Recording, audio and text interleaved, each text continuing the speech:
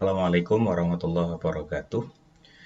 Pada tatap muka pertama terkait dengan materi manajemen pemotongan ternak atau teknik pemotongan ternak ini, saya ingin mendahului dengan kajian tentang rumah pemotongan unggas dan beberapa hal-hal teknis yang terkait dengan standar operasional sebuah rumah pemotongan unggas. Pada tatap muka berikutnya kita akan berdiskusi juga. Pada tatap muka kedua, ketiga, kita akan berdiskusi tentang bagaimana standar operasional teknis mulai dari penangkapan, kemudian penanganan penyembelihan, hingga menjadi produk karkas tentunya, yang terkait dengan manajemen pemotongan unggas. Namun pada tatap muka pertama kita kali ini, kita hanya membatasi tentang rumah pemotongan unggas dan beberapa hal terkait dengan teknis operasional pada rumah pemotongan unggas, terutama terkait dengan standar persyaratannya. Baik, kalau kita mencoba melihat pada definisi umum, orang banyak menyebut itu RPA atau beberapa didefinisikan langsung khusus sebagai RPU, unggas ketika yang dipotong tidak hanya satu produk. Bisa jadi dalam sebuah rumah pemotongan unggas memotong lebih dari satu jenis unggas. Pada beberapa lokasi tempat kami pernah melakukan kegiatan audit, itu sebuah rumah pemotongan unggas tidak hanya memotong ayam, tetapi kadang memotong itik, dan tentunya teknis pemotongannya hingga proses lanjutan post-slaughter seperti standar scalding, plugging-nya, itu menjadi berbeda. Namun demikian, secara umum kita bisa mendefinisikan bahwa rumah pemotongan unggas atau rumah pemotongan ayam merupakan sebuah kompleks bangunan dengan desain dan konstruksi khusus yang memenuhi persyaratan teknis dan hygiene tertentu, serta digunakan sebagai tempat memotong hewan potong, ya, untuk dikonsumsi masyarakat. Nah, ada beberapa definisi khusus yang melekat pada sebuah RPA atau RPU. Yang pertama adalah pemotongan unggas secara benar. Kemudian, di dalam RPA itu memungkinkan atau diwajibkan dilaksanakan pemeriksaan kesehatan unggas, artinya membutuhkan kehadiran seorang yang memiliki kompetensi pada bidang kesehatan tersebut. Demikian pula memiliki tujuan lain yang sangat penting, yaitu tempat mendeteksi dan memonitor penyakit unggas yang ditemukan pada pemeriksaan antemortem ataupun postmortem.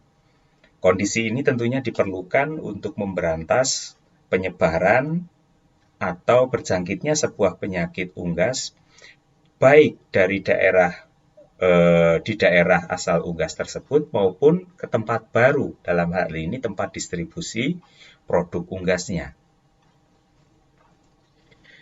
Ada beberapa dasar hukum yang digunakan ketika sebuah perusahaan ingin mendirikan sebuah rumah pemotongan unggas. Beberapa pertimbangan tentang undang-undang tersebut terkait dengan kesehatan, pangan, perlindungan konsumen, hingga kesehatan masyarakat veteriner maupun kesejahteraan hewan, sebagaimana terlisting pada slide berikut. Nah, rumah pemotongan unggas ini memiliki kontribusi yang sangat penting sekali. Mengapa itu menjadi penting?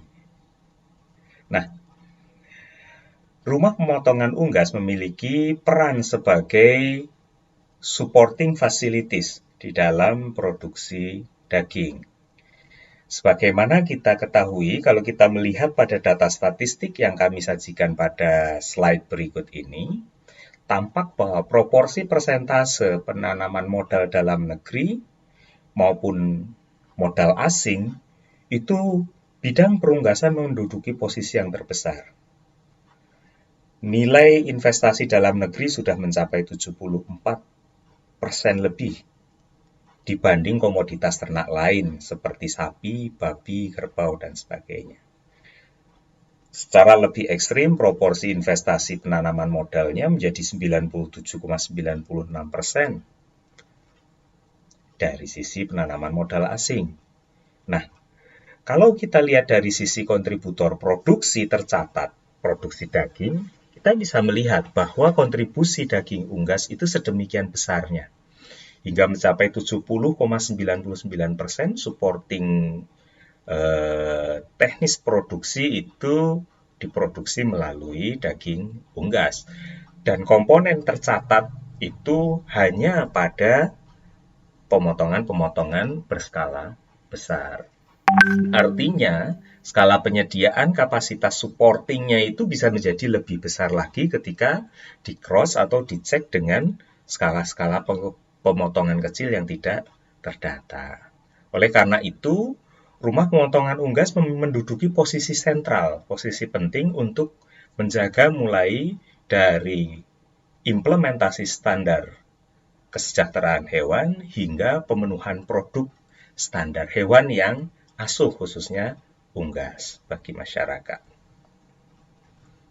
Nah, ketika kita mendiskusikan sebuah rumah pemotongan unggas atau RPH atau rumah pemotongan secara umum, ada beberapa standar yang perlu dipenuhi. Yang pertama adalah standar nomor kontrol veteriner. Yang kedua adalah standar halal slaughter. Lepas dari bahwa Indonesia adalah majority Muslim, halal slaughter sebetulnya juga mengakomodir kepentingan banyak hal yang bukan hanya masalah kehalalan. Nanti pada tatap muka berikutnya kita akan mungkin memberikan kesempatan untuk menyampaikan material-material bahwa implementasi kehalalan slaughter itu bukan hanya berhenti pada kehalalan produk, namun juga bisa terkait dengan komponen-komponen lain seperti kesejahteraan hewan. Nah, baik. Komponen nomor kontrol veteriner membutuhkan beberapa komponen utama: penanggung jawab kesehatan masyarakat veteriner, ketersediaan komponen fasilitas, bangunan, hygiene, dan sanitasi secara layak. Pada tatap muka kita di sesi awal ini, kita akan banyak mendiskusikan terlebih dahulu. Saya akan mencoba menyajikan beberapa checklist ketika sebuah perusahaan mendapatkan audit atau inspeksi untuk menentukan standar nomor kontrol veterinernya. Dari standar kontrol veteriner tersebut, checklist tersebut, saya berharap kita ketika atau kalian semua sudah melaksanakan, mengimplementasikan simulasi checklist, maka Anda akan dapat menentukan standar nomor kontrol veterinernya. Kelas grade-nya ada di mana? Kelas grade tersebut akan menentukan kemampuan dia untuk mendistribusikan produknya, terutama kaitannya dengan produk daging atau karkas unggas. Target evaluasi dalam sebuah nomor ketika implementasi nomor kontrol veteriner terdiri dari 5 kategori utama kalau kita pilah pada form-form yang disediakan. Yang pertama terkait dengan ketersediaan penanggung jawab kesehatan masyarakat veteriner. Jumlah item checklist-nya ada 4. Kemudian di sisi kanan itu ada komponen minor, komponen mayor, serius, kritis, atau oke. Nah, kalian nanti akan mendapatkan sebuah simulasi video pendek. Silahkan coba kalian, menurut persepsi kalian, dari item-item tersebut, mana yang termasuk komponen minor, mayor, penyimpangan serius, kritis, atau oke. Mayor dan minor yang saya sebutkan juga dianggap sebagai bentuk penyimpangan. Gitu. Silakan coba kalian cermati berdasarkan persepsi kalian. Mulai dari penanggung jawab Kesmafet, bangunan fasilitas hygiene dan sanitasi menduduki proporsi terbesar dengan 63 item checklist, hygiene personal 4 checklist, bahan penanganan pengolahan 30 checklist karena kaitannya dengan keamanan produk, dan kesejahteraan hewan ada 5 checklist. Nah, dari checklist-checklist tersebut, kalian akan mencoba mendistribusikan itu. Goal utama ketika NKV itu menjadi maksimal adalah ketika semua poin oke, namun ada komponen-komponen terbatas yang masih bisa diterima sehingga menghasilkan standar NKV yang berbeda. Grade NKV yang berbeda. Secara prinsip, nanti akan kami jelaskan di belakang, ada 4 grade NKV yang berbeda, dengan konsekuensi distribusi produk yang berbeda. Berikut adalah simulasi. Perhatikan tayangan video pendek berikut, cermati dan klasifikasikan standar NKV-nya.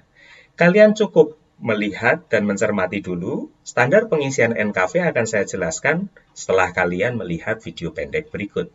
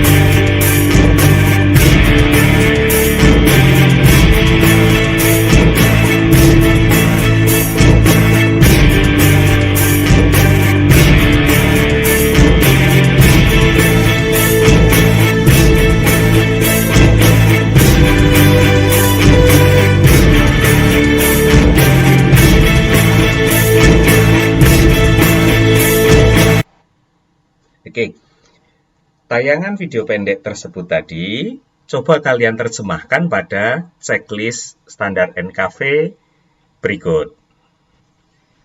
Pada kategori pertama, ada penanggung jawab Kesmavet. Kalian tinggal diminta untuk menunjukkan. Pada sisi kiri ada pertanyaan, ada tidak kira-kira dengan perusahaan standar seperti tadi, penanggung jawab dokter hewan yang memiliki tanggung jawab teknis terhadap penerapan hygiene, sanitasi. Oh, kalau misalnya tidak ada, berarti kita menganggap itu sebagai penyimpangan yang major atau serius. Kan gitu. Adakah pemotongan hewan-hewan betina produktif misalnya? Itu dianggap komponen major atau minimal serius. Nah, Atau kalau memang tidak tersedia, boleh juga kalian mencoba menganggap itu sebagai komponen kritis saja. Coba kalian persepsikan itu. Memang dalam melihat ini kalian butuh memahami standar aturan. Ketika itu diterapkan kepada RPH dan itu ada komponen pemotongan betina produktif, itu merupakan komponen major karena itu pelanggaran terhadap hukum. Itu ya, itu contohnya. Kemudian kalian coba implementasi, buatlah checklist-checklist terkait dengan penanggung jawab veteriner yang terdiri dari 4 checklist. Demikian pula, lanjutkan dengan standar bangunan, fasilitas, hygiene, dan sanitasi. Kalian nanti bisa mencoba untuk mempause video ini, dan kalian mencoba meng-create itu pada kertas-kertas latihan Anda. Kira-kira berapa jumlah checklist kaitannya dengan fasilitas, hygiene, atau sanitasi yang terkait dengan aspek minor, mayor, serius, kritis, atau oke. Ingat bahwa pada satu row yang sama itu hanya ada satu checklist, di mana kalian menentukan kira-kira itu dianggap oke atau tidak dengan skala standar contoh pemotongan yang disediakan oleh sebuah perusahaan yang menyediakan fasilitas pemotongan. Seandainya fasilitas tersebut diimplementasikan pada sebuah RPU di Indonesia, apa atau bagaimana menurut persepsi Anda poin-poin standar NKV berikut ini? Apakah sistem pembuangan limbah cair ada atau tersedia dengan baik misalnya pada poin 9? Oh, itu mungkin dengan jawaban standar tadi Anda cukup menceklis oke, karena ada standar sampai instalasi pembuangan limbah pada slide atau video terakhir. Dan seterusnya. Konstruksi bangunan utama, langit-langit semua menjadi pertimbangan. Komponen dinding, lantai, penerangan, ventilasi, saluran pembuangan, pasokan air bersih, persyaratan untuk S, khususnya untuk rumah potong hewan unggas, RPHU. Kemudian pasokan listrik tersedia dengan baik, dilengkapi dengan genset mungkin, ketersediaan toilet, ruang ganti, fasilitas food dip, dan cuci tangan. Demikian pula peralatan dan wadah hingga penanganan limbah, pengendalian serangga, dan rodensia. Masih berlanjut pada bangunan fasilitas hygiene dan sanitasi, checklist cukup panjang ini juga berlanjut pada program pembersihan dan desinfeksi. Demikian pula bahan kimia yang digunakan sebagai sanitizer. Aspek hygiene personal terkait dengan karyawan, tingkah laku atau aktivitas karyawan, tentu saja menjadi perhatian concern pada kaitan hygiene personal. Silahkan Anda lakukan checklist pada komponen ini. Kemudian kategori 4, bahan penanganan dan pengolahan. Bagaimana kriteria penerimaan hewan hidup, estimasinya? Apakah ada pencatatan atau pemeriksaan antemortem, misalnya? Terkait dengan kesejahteraan hewan, apakah misalnya masa lairage, masa tunggu, ada standar penanganannya? Untuk sebuah RPU besar biasanya dilakukan standar penyiraman, atau standar penyediaan fan khusus untuk mendinginkan ketika mereka berada pada masa tunggu sebelum digantung pada shackle. Kemudian, ada beberapa aspek lain kaitannya dengan penanganan pengolahan, mulai dari kesejahteraan, aspek pemingsanan, adakah kalibrasi pemingsanan, dan seterusnya. Ini menjadi komponen-komponen yang diperhatikan. Komponen pembekuan, hingga komponen kesejahteraan hewan. Nah, dari sekian banyak checklist yang tadi kami sajikan, hingga ke aspek kesejahteraan hewan, lakukanlah kriteria penilaian akhir. Nah, kalian bisa melihat pada poin pertama di atas bahwa ketika jumlah penyimpanan atau incompliance, ketika jumlah penyimpangan minornya, mayornya, seriusnya, itu adalah, ini contoh yang tadi kita sedang gunakan checklistnya, tetapi bukan berbasis video itu. Pada checklist yang tadi dalam bentuk tanda silang, itu terdapat 22 penyimpangan minor, mayornya 42, 24 penyimpangan serius, dan penyimpangan kritis sebanyak 12 buah. Ketika kita bawa ke tingkat level atau grade usaha, maka kira-kira masuk di mana? Kalau penyimpangan minornya didapatkan lebih dari 6, maka itu pasti menjadi not applicable, berada pada level 4. Penyimpangan mayor pun menjadi sangat banyak sekali. Pada level 4 ini, kalau kita lihat keterangan level tingkat unit usaha, maka dia dalam tahap pembinaan dan memperoleh surat keterangan pra-NKV saja. Artinya belum layak mendapatkan nomor kontrol veteriner. Nah, berbasis video yang tadi kita tayangkan, silahkan disesuaikan. Menurut pendapat Anda, berapa komponen penyimpangan mayor, minor, serius, dan kritisnya? Sehingga kalian bisa menentukan level tingkat usahanya. Lakukan simulasi itu dan berikan penilaian Anda. Kemudian tabulasikan pada tabel berikut ini. Dari sekian banyak item checklist tadi, bagaimana kesimpulan Anda? Saya rasa cukup jelas. Nanti silahkan selanjutnya dikumpulkan pada lembar penugasan assignment. Kemudian, aspek penting yang kedua, selepas dari komponen nomor kontrol veteriner adalah halal slaughter. Pemotongan hewan yang diedarkan memiliki standar.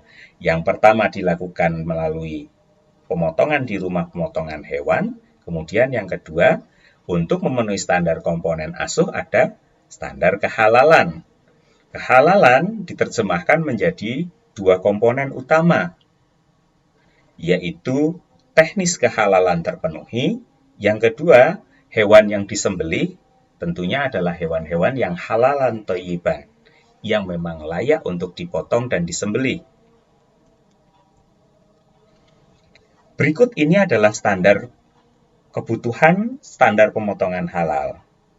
Yang pertama kaitannya dengan standar pemotongan halal adalah kalau kita mengacu pada standar yang ditentukan oleh LPPOM MUI, yang pertama proper reversible consciousness atau mekanisme stunningnya reversible consciousness. Apa itu reversible consciousness? Ternak betul-betul hanya mengalami kondisi unconscious dan dia memiliki kesempatan untuk sadar kembali pasca dia mengalami stunning. Artinya adalah standar pemotongan halal dia mencegah adanya potensi kematian yang disebabkan oleh faktor di luar penyembelihan. Artinya ketika dia memiliki tujuan stunning, dia harus murni hanya untuk membuat dia pada taraf tidak sadar dan bukan mengakibatkan kematian. Kematian berada pada proses standar penyembelihan halalnya. Itu yang pertama. Pada gambar berikut, kita bisa menyaksikan proses stunning yang dilakukan pada sebuah rumah pemotongan ayam. Kita bisa melihat bahwa ketika ayam dilewatkan, setelah ayam digantung pada segel, dia melewati water bath, yang di sana ada sprayer air. Kadang air tersebut juga disertai dengan kadar garam tertentu untuk meningkatkan efektivitas kontak dan aliran listrik. Kita bisa melihat bahwa setelah mengalami proses stunning, ada beberapa simptom paralyzed. Artinya, dia tidak sadar, antara lain standar minimalisir kepakan sayap, kepala yang menjuntai ke bawah, artinya tidak terangkat, itu merupakan salah satu tanda mudah bahwa ayam tersebut telah terstun dengan baik atau dipingsankan dengan baik. Baru kemudian dilanjut dengan standar penyembelihan halal yang dilakukan oleh juru sembelih halal. Juru sembelih halal memiliki standar. Yang pertama, memiliki keyakinan atau beragama Islam. Yang kedua, telah mencapai umur atau baligh dan tentunya berakal sehat. Kemudian ada beberapa tata cara, tidak cukup Islam dan Balil, seorang penyembelih atau slaughterman membaca doa. Minimal doa yang dibaca adalah Bismillahirrahmanirrahim atau Bismillah, bacaan doa basmalah. Kemudian standar pemotongan halal mempersyaratkan satu syarat lagi, yaitu penanganan pasca sembelih yang bebas najis. Jadi kalau kita simpulkan, ada 3 komponen penting. Yang pertama, hewan yang disembelih harus halal. Yang kedua, proses penyembelihan berjalan secara halal. Dan yang ketiga, dia harus terbebas dari najis. Mengapa komponen najis itu penting? Kita bisa membayangkan bahwa ketika kita mengkonsumsi daging, mungkin kita akan memasaknya, menggoreng, dan didahului dengan proses mencuci. Komponen dasar standar mutanajis atau najis yang bisa dicuci bisa hilang. Namun jangan lupa beberapa jenis masakan tidak melakukan proses pencucian. Contoh yang paling mudah adalah proses pembuatan bakso. Dia jarang melakukan proses pencucian daging terlebih dahulu. Atau proses pembuatan sate. Daging segar akan dipotong, ditusuk, kemudian dibakar. Tanpa proses pencucian yang standar, maka makanan yang kita konsumsi tidak terbebas dari najis, sehingga unsur kehalalannya tidak terpenuhi.